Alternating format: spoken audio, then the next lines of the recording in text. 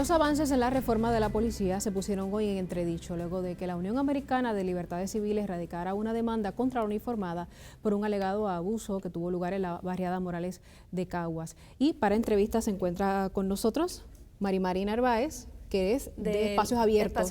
Y también se encuentra con nosotros el licenciado Josué González Ortiz, de la Unión Americana de Libertades Civiles. Gracias a ambos por estar con nosotros. Ayer hubo una vista donde todo parecía miel sobre hojuelas, y eso no lo habíamos visto antes.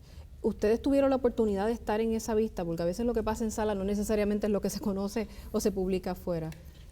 ¿Hubo oportunidad de ustedes participar? No, estábamos trabajando precisamente en la presentación de la demanda sobre los incidentes de barriada Morales el año pasado. Así que en ese sentido lo que por lo menos yo sé es lo que aparece en la prensa. El hecho de que el Estado no haya pedido prórroga para radicar documentos o para radicar sus posiciones, ¿para ustedes implicaría un avance o que las cosas están marchando como deberían o no necesariamente?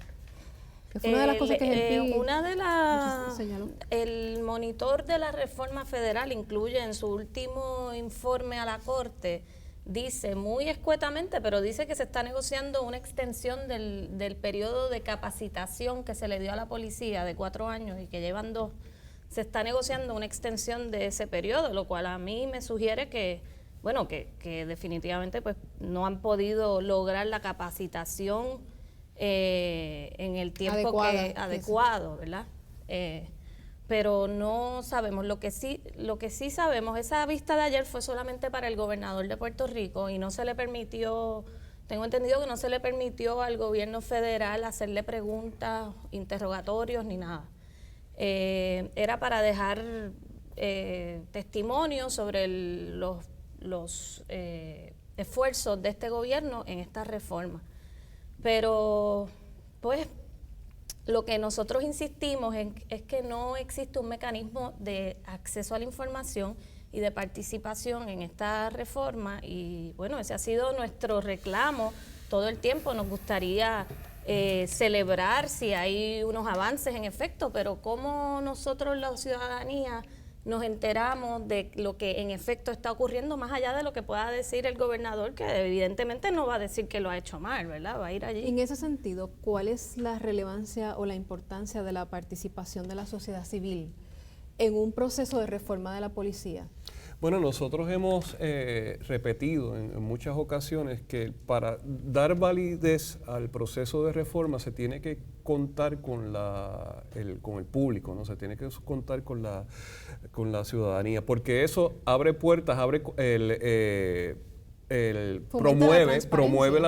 promueve la confianza del país a un proceso tan difícil como es la reforma. Además de eso, nosotros hemos señalado anteriormente que la participación de las comunidades le da el beneficio al proceso de implementación de tener acceso a conocimiento que hace pertinente el proceso de reforma. Y eso es lo que nosotros estamos planteando y lo que hemos insistido. O sea, no es participar por participar, esto es en beneficio de la misma policía. Entonces, a ustedes, a las organizaciones que están participando o que están ahí en el proceso, ¿les han pedido algún acuerdo de confidencialidad? Y con eso ustedes que tienen reparo.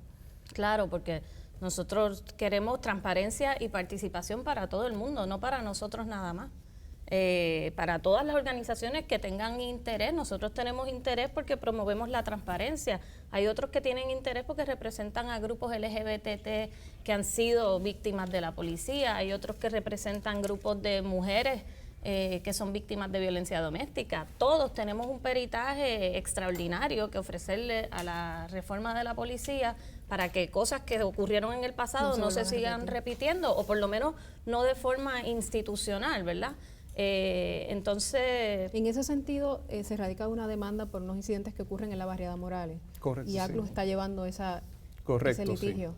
Y uno de los demandados es el jefe de la División de Drogas, José Juan García, cuyo ascenso recientemente cuestionó el proceso de ascenso, lo cuestionó el monitor en su último informe.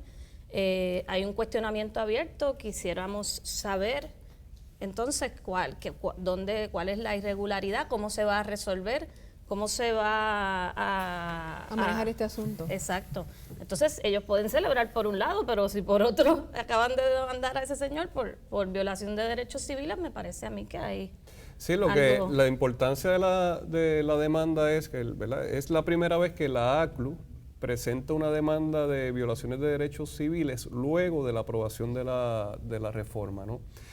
Y estamos planteando las mismas alegaciones, son de la misma naturaleza que las demandas que habíamos hecho anteriormente y que precisamente dieron paso a la reforma, ¿no? Y entonces, además de eso, como remedio, pues estamos pidiendo, ¿no?, y estamos solicitando que se incluya un mecanismo independiente de monitoreo como parte de la reforma. Estamos aprovechando esta coyuntura para que oficialmente se adopte ese mecanismo dentro de la reforma. Bien, gracias por estar con nosotros.